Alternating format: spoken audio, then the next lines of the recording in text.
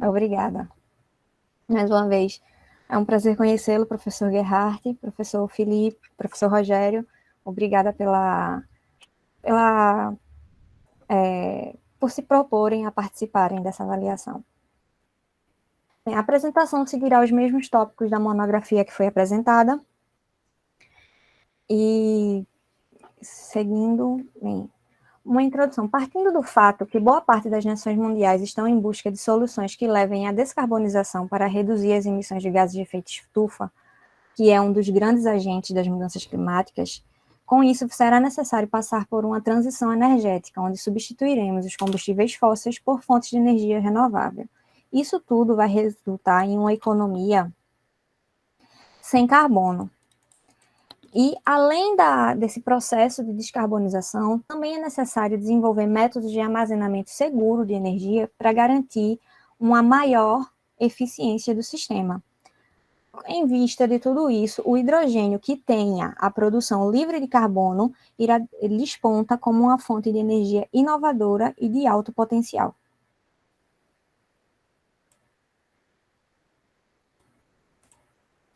Bem, sendo assim, o trabalho teve como objetivo geral realizar a revisão das tecnologias ligadas ao hidrogênio. Para alcançar esse objetivo, foram traçados uns pontos específicos. Primeiro, fazer a revisão dos conceitos básicos do hidrogênio verde, um levantamento dos métodos de geração e armazenamento do mesmo, apresentar aplicações do sistema do hidrogênio em sistemas combinados de geração, transporte e armazenamento, identificar fabricantes, fazer um levantamento dos programas governamentais de incentivo ao hidrogênio, analisar as possibilidades de aplicação do hidrogênio na matriz energética brasileira. Mas, primeiro, por que o hidrogênio é protagonista no cenário de descarbonização? Primeiro, ele é uma fonte rica de energia, mais eficiente que outros combustíveis. Quando produzido a partir de fontes renováveis, não há emissões de gases de efeito estufa. Com o aumento das fontes renováveis intermitentes nas matrizes energéticas, ele se mostra como um vetor adequado para garantir a segurança do sistema. E com isso, com essa capacidade dele, pode ser aplicado para descarbonizar diversos segmentos. Finalmente, com o grande potencial renovável do Brasil, mais especificamente o Nordeste brasileiro, ele tem recebido um interesse especial, tanto do governo quanto da iniciativa privada. Então, temos uma nova atividade econômica em desenvolvimento, e o que leva à necessidade que os profissionais e a própria população entendam sobre o assunto. Falando sobre o hidrogênio, primeiro, ele foi descoberto no século XVIII, é um elemento de composição bastante simples, está entre o terceiro elemento mais comum no universo, presente em 76% da massa e 93% dos átomos. Quase sempre ele é combinado com outros elementos, como água, plantas e hidrocarbonetos no geral. O hidrogênio puro, ele se apresenta como dois átomos que compartilham entre si seus dois únicos elétrons através de uma ligação covalente. Ele tem características únicas que tornam ele bem diferente de todos os outros elementos. A pressão e temperatura ambiente, ele é um gás extremamente inflamável, ele é inodoro, insípido, incolor, insolúvel em água e extremamente mais leve que o ar. O hidrogênio, ele é bastante sensível, ele necessita de uma quantidade muito pequena de energia quando comparado a outros combustíveis. Isso, em alguns casos, pode ocorrer até a uma autoinflamação. Para se ter uma ideia, a energia contida em 1 kg de hidrogênio corresponde à energia de 2,75 kg de gasolina. Essas características tão particulares dele colocam ele como um combustível e um vetor energético muito eficiente, mas traz certas implicações no seu uso devido à sua sensibilidade e à ignição. Como já falado, o hidrogênio está sempre associado a outros elementos. Nos hidrocarbonetos eu posso citar inicialmente petróleo, carvão, metano, gás natural, na água, quase todos os tipos de vegetação. Então é preciso fazer uma separação deles mediante consumo de energia. Na indústria, a gente pode separar esses processos em 4 classes. Aí a gente tem a eletricidade renovável, biomassa, gás natural e carvão. Todos esses processos têm como resultado um produto, o hidrogênio, e dele ele é aplicado como matéria-prima nas diversas setores onde demandam o seu uso. Dessas 4 classes, o gás natural hoje é a principal fonte utilizada, ela tem cerca de 75% da demanda mundial, seguido do carvão com 23%. As outras formas respondem por cerca de 2% e dessas a eletricidade é cerca de 0,1%. As formas de produção do hidrogênio são classificadas de acordo com a matéria-prima, o processo, a quantidade de CO2 que é emitida. A gente tem 10 classificações, indo do preto ao branco. Aqui eu destaco o hidrogênio cinza, que é o feito a partir da reforma do vapor de gás natural, que é o processo mais bem desenvolvido e mais robusto que temos na economia hoje. E o hidrogênio verde, objeto desse trabalho e o que tem maior potencial na economia do futuro.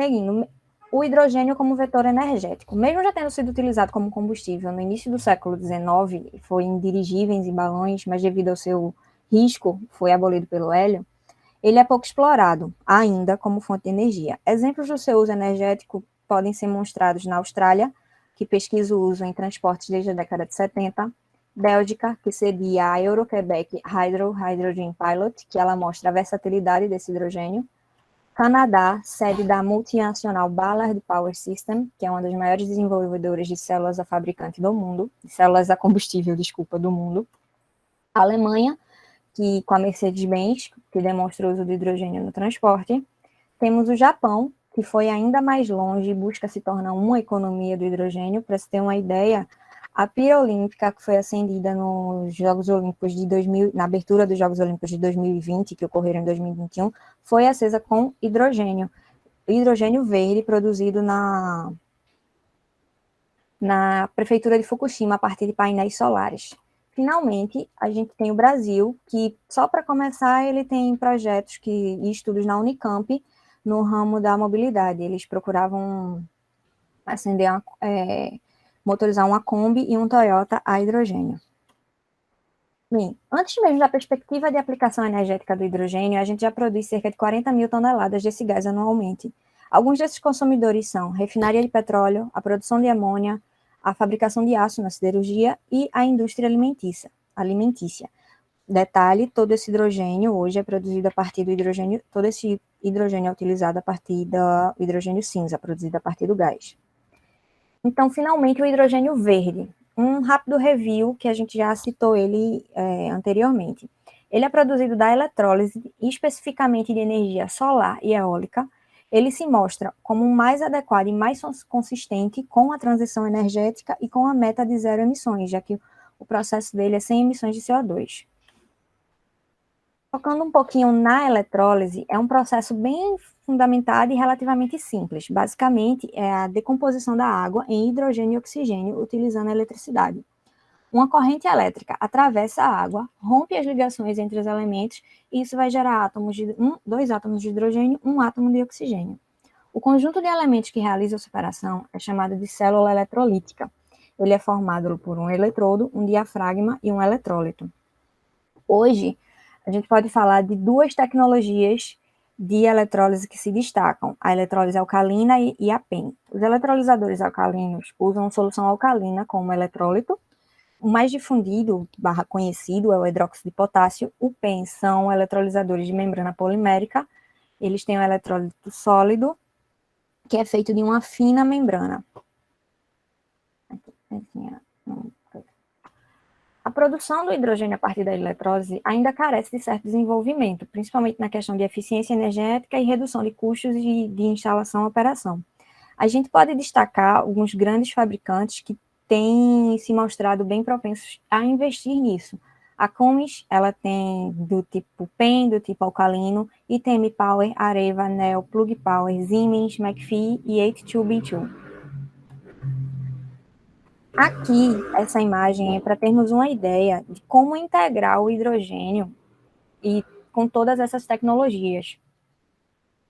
Hoje, o hidrogênio é utilizado basicamente em processos industriais, mas ele pode ser, sim, aplicado em veículos a combustão interna, geração de eletricidade em turbogeradores, na geração de calor e em células combustível. E quando a gente fala de células a combustível, a gente ainda abre um ramo maior.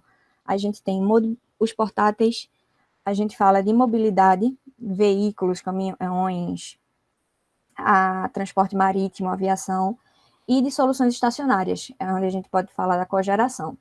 Se todo esse hidrogênio utilizado nisso for a partir do hidrogênio verde, vai ser uma reação em cadeia, todos os processos vão reduzindo suas emissões de CO2. Isso mostra que o hidrogênio verde é sim capaz de contribuir para a descarbonização profunda da economia mundial e promover uma maior competitividade, já que ele vai acoplar diversos setores.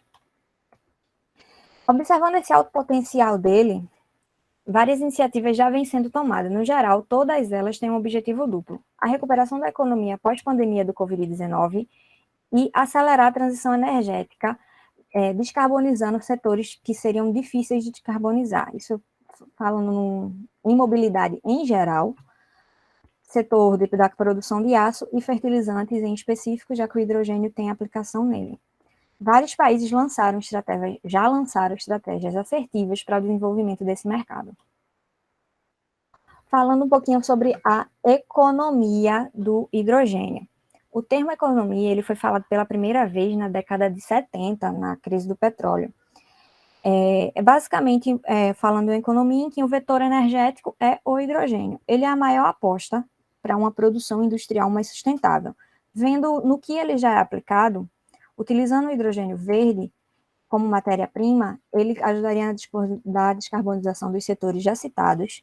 No combustível, ele pode ser utilizado na síntese de combustíveis sintéticos, na geração e armazenamento de energia, que aí trabalharia a certa intermitência das fontes renováveis, e no transporte, atuando em transportes pesados, aviação e marítimo, transporte de cargas e etc.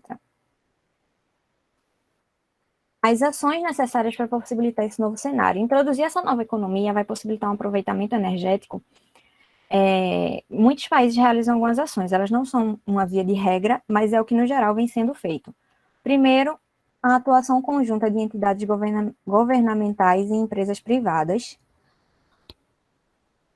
o investimento público e privado nas diversas áreas que abrangem o hidrogênio, execução de projetos que demonstrem a tecnologia do hidrogênio, criação de políticas e programas nacionais e uma harmonização dos códigos e normas. Isso tudo vai garantir uma infraestrutura mais robusta para o hidrogênio. Focando um pouquinho nos aspectos econômicos de hidrogênio, com tudo que já foi abordado, a gente percebe que tem dois grandes influenciadores no custo dele. Primeiro, a própria eletrólise, segundo, o custo da energia renovável. Comparando a rota por eletrólise com a rota do hidrogênio cinza, que é essa aqui embaixo, temos uma diferença bem visível. Isso fica claro quando vemos as faixas de custo. Porém, a rota da eletrólise tem uma grande oportunidade, principalmente devido às restrições no cenário de descarbonização profunda, onde o valor de energia renovável vai ficar cada vez menor. Aqui a gente tem como visualizar um pouco dessa tendência que mostra os preços do hidrogênio lá no primeiro trimestre de 2020. É possível ver um estreitamento da diferença entre eles, provavelmente um efeito conjunto relacionado a influências da pandemia no mercado e o início de um efeito mais estrutural relacionado à queda de custos da eletrólise. Observando também as projeções das faixas de custo do hidrogênio, comparando o azul e o marrom, onde há a captura do carbono que é emitido, a gente vê que a partir de 2030, o valor dele já vai se tornar competitivo e ele terá ampliado ainda mais sua vantagem por volta de 2050. Aqui a gente consegue ver um melhor cenário possível para o hidrogênio verde se tornar competitivo. No melhor cenário, ele se torna competitivo por volta de 2025, 2030. Num cenário de médias mundiais, porque, enfim, o avanço não vai ser o mesmo, exatamente igual em todos os países, a competitividade real está para acontecer por volta de 2035 a 2040. Aqui é uma projeção de como os custos do hidrogênio podem reduzir, ou no hidrogênio verde a partir da eletrólise. A gente vê que as maiores parcelas de diminuição são no CAPEX, o investimento, e no custo da energia, no valor da energia renovável. Elas têm um potencial de queda de quase 60% a influenciar o custo do hidrogênio daqui até 2030. É esperado que o valor da indiferença entre o hidrogênio verde e o hidrogênio cinza aconteça por volta de 2028 a 2034. Falando um pouquinho de 4 aplicações que buscam demonstrar as oportunidades que a gente tem com o hidrogênio. A primeira que eu posso citar é a usina de energia eólica e hidrogênio de Utsira. Ela fica numa ilha norueguesa, a 20 quilômetros da costa. Lá procurou um sistema completo de geração, armazenamento e uso desse hidrogênio. A energia era gerada por 2 turbinas eólicas, e nos dias que a produção de energia excedia a demanda, era acionado um eletrolisador. Esse eletrolisador produzia hidrogênio, o hidrogênio passava por um compressor e depois era armazenado. Então, nos momentos que não tinha assim mais a geração eólica não estava tão favorável, não estava atendendo a demanda, era acionada uma célula combustível e um motor a combustão interna movido a hidrogênio, que passavam a fornecer a energia para as unidades consumidoras. Como redundância, tinha também uma bateria de níquel-cádmio, desculpa. Por mais de 50% do tempo funcionou de modo autônomo e atendeu totalmente a demanda das residências da ilha. Ele ficou em operação de 2004 a 2008. O projeto Wind 282, ele se deu nos Estados Unidos, no estado do Colorado, se ficou em operação de 2008 a 2009, além de demonstrar como funcionava um sistema de geração, armazenamento e utilização desse hidrogênio. Ele procurou, durante ele, fazer uma análise, uma otimização multidimensional até chegar à melhor configuração possível. Ele realizou a avaliação de desempenho dos eletrolisadores, comparou o ganho de eficiência de cada um. É um princípio bastante similar, que a diferença é que a gente também tem painéis fotovoltaicos. Então, tinham painéis, turbinas eólicas, ambos conectados a um eletrolisador alcalino e um eletrolisador da tecnologia PEM. Quando tinha a produção era maior do que a demanda de energia, os eletrolisadores eram acionados, o hidrogênio era produzido, era comprimido e armazenado. Desse armazenamento, ele seguia para um ponto de abastecimento, para um motor de combustão interna a hidrogênio e uma célula combustível. Então, no momento que não se tinha a produção renovável, os dois, tanto a célula de combustível quanto o motor, entravam em ação fornecendo energia. O próximo projeto, um pouco mais recente, é o projeto Big Hit. É um projeto piloto de demonstração mundial do uso do hidrogênio. Ele iniciou no âmbito de outro projeto, no Orkney, se deu na Europa. O Orkney, ele fazia a produção de hidrogênio a partir de energia eólica em 2 ilhas, Idey e Chapinsey. Essas estão aqui representadas. A ideia foi conectar a energia que era gerada nessas ilhas a eletrolisadores de diferentes capacidades para a produção e armazenamento dele. Esse hidrogênio que era gerado a partir desses eletrolisadores, uma parte dele era transportado para a ilha de Kirkwall. E o que restava nas ilhas de Eda e Chapinsey era utilizado em caldeiras para a geração de calor para o aquecimento das residências das ilhas. Já em Kirkwall, o hidrogênio que era transportado para lá, ele era armazenado, abastecia uma célula combustível e um ponto de abastecimento para vans e carros. Eles estão procurando aumentar em mais de 50% a frota de veículos elétricos na ilha. E também tinha um motor de combustão interna a hidrogênio para abastecimento da rede. Finalmente, um dos projetos mais recentes que temos é a usina de hidrogênio verde, uma das maiores usinas de hidrogênio verde para uso industrial na Europa. As 2 multinacionais, Iberdrola, do ramo energético, inclusive a empresa que é dona do grupo Neoenergia, e a multinacional Fertiberia, produtora de fertilizantes, eles se uniram na construção dessa usina. A Iberdrola é responsável pela produção de hidrogênio verde a partir de energia solar, onde a energia renovável que é produzida nesses painéis é encaminhada para os eletrolisadores, e uma parte é encaminhada direto para as instalações da Fertiberia. O hidrogênio verde que é produzido nessa usina, ele é direcionado para a Fertiberia e lá ele é utilizado na síntese da amônia, gerando o amoníaco verde. Em pleno funcionamento, é esperado que ela reduza em torno de 39 mil toneladas de CO2 ao ano. A usina já está gerando hidrogênio verde desde janeiro, não comercialmente, e a inauguração dela se deu há 2 semanas, com a presença de agentes do governo e da própria imprensa. Então, os programas governamentais de incentivo ao hidrogênio. O mercado do hidrogênio tem ganhado um grande momento nos últimos anos. Vários países anunciaram ou reafirmaram as estratégias que já tinham. Um exemplo dele é os Estados Unidos. Ele no decorrer das últimas 2 décadas, ele publicou sua visão, um roadmap, sua postura num plano, e o Departamento de Energia também publicou. Semelhante a ele, com documentos semelhantes, tivemos Japão, China, França, Alemanha, Portugal. No Brasil, posicionamentos oficiais datam de 2002, com a criação do PROCAC, o Programa Brasileiro de Hidrogênio e Sistemas Associados a Combustível, em 2005. Em 2005, ele passou a ser chamado do Programa de Ciência, Tecnologia e Inovação para a Economia do Hidrogênio. No mesmo ano, tivemos a divulgação do estudo coordenado pelo Ministério de Minas e Energia, que estabelece o roteiro para a estruturação da economia do hidrogênio verde no Brasil. Semelhante, temos a ABNT, que trabalha na normatização das tecnologias do hidrogênio.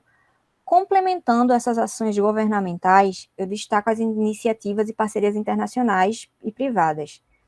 A participação do Brasil na Parceria Internacional para o Hidrogênio e Células a Combustível, a parceria Brasil-Alemanha com estudos de mapeamento e projetos de comparação entre os países, e a composição do grupo de trabalho Brasil-Chile para a realização de um trabalho técnico e exploratório da capacidade da região. Tudo isso gera um ambiente bem favorável para a instalação de novos investimentos. Finalmente, em 2020, foi aprovado o Plano Nacional de Energia 2050. Ele torna o H2 uma tecnologia de interesse estratégico na descarbonização.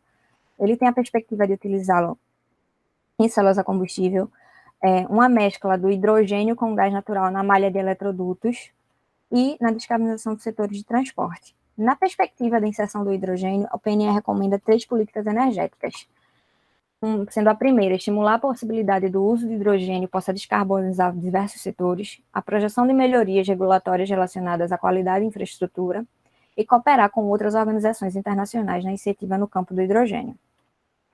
Em 2021, já pulando um ano, foi apresentado o Programa Nacional do Hidrogênio. Ele se desdobra em 6 eixos temáticos. Algumas ações delas já tiveram início. O primeiro eixo é o fortalecimento das bases tecnológicas, o segundo, a capacitação de recursos humanos, planejamento energético, o arcabouço legal e regulatório, crescimento do mercado e competitividade e a comparação internacional, que é um exemplo do que já vem sendo realizado, como a parceria Brasil-Alemanha e o grupo de trabalho com o Chile.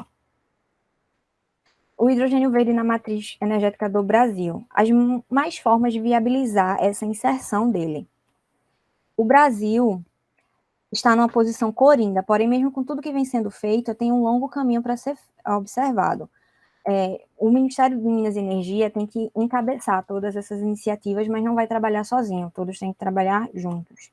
Então, tem uma série de propostas, a MEC, ao Ministério da Defesa, a ANAEL, a EP e o Ministério da Economia, que procuram aumentar ainda a visibilidade do hidrogênio e a sua inserção na matriz energética.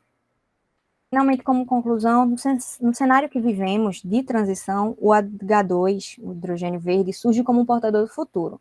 Agora, ele é ecologicamente correto, produzido a partir da eletrólise, ganha ainda mais destaque no combate às mudanças climáticas. Ele aparece como uma solução útil, limpa e sustentável nos setores que seriam ainda mais difíceis de descarbonizar, o que mostra muito de sua versatilidade.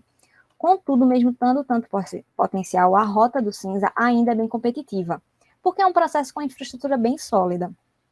Mas, como o cenário está em mudança, principalmente como já foi demonstrado no decorrer do trabalho, não vai mudar muito para essa realidade mudar. Então, o Brasil desponta como um potencial, sim, fornecedor do hidrogênio verde, eu me arrisco a dizer um dos maiores exportadores do mundo, porque ele tem um alto potencial renovável e uma localização estratégica. Então, mais do que estabelecer a estratégia do hidrogênio, a gente tem que consolidar ainda mais no âmbito do Plano Nacional e, para aproveitar tudo isso, a curtíssimo prazo, eu digo que a estratégia brasileira todas as cores do hidrogênio deveriam importar, mas o hidrogênio verde tem sim que permanecer como um protagonista e gradualmente erradicar o hidrogênio cinza. Finalmente, as últimas barreiras tecnológicas para o uso do hidrogênio já estão sendo vencidas nos setores de produção, transporte e armazenamento. tornando essa fonte energética cada vez mais acessível e tornando a economia do hidrogênio cada vez mais real. Aqui uma das principais referências utilizadas no trabalho e muito obrigada.